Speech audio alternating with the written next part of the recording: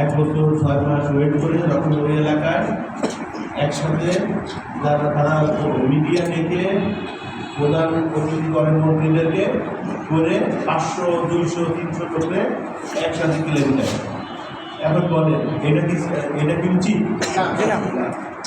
কারণ আপনি কি ব্যাংকে হাজার হাজার কোটি টাকা লেনদেন হচ্ছে, ব্যাংকে এরকম টাকা দেওয়ার সময় 10 জন একসাথে দেখে ছবি তুলে নেয়। আর আমাদের রুবিয়ান স্যার বলে গেলেন টাকা ঢুকে গেছে সেপ্টেম্বরের 4 তারিখে টাকা ঢুকছে অ্যাকাউন্টে।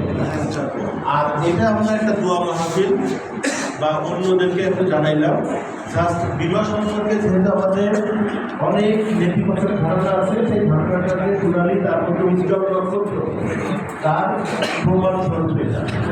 এখন আসেন আমরা কে আজকে এখানে আসছি, আমি ঢাকা থেকে আসছি, আমার কি গ্যারান্টি আছে আমি সুস্থ হয়ে ঢাকায় ফিরবো? কোনো দুর্ঘটনা বা যে কোনো কারণে আমি লাইফ লাস্ট ঢাকায় যাইতে পারি, রাইট?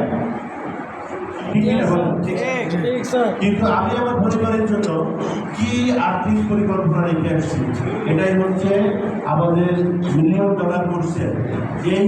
এটা কেউ আপনার জীবনের পরিকল্পনা কেউ করে দিবে না।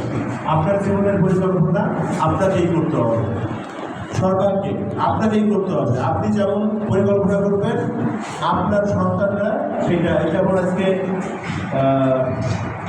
ফেরদৌসি আক্তার ডলি, তিনি নাই, কিন্তু তিনি একটা ফাইন্যান্সিয়াল প্ল্যান করে গেছে তার পরিবারের কাছে লাগে। আমরা কি করে আসছি আমাদের পরিবারের? এটা আমাকে বলার দরকার নেই, নিজেকে প্রশ্ন করে। এটা একটা রুপিয়ান স্যারকে দিয়ে বলালেন কেন?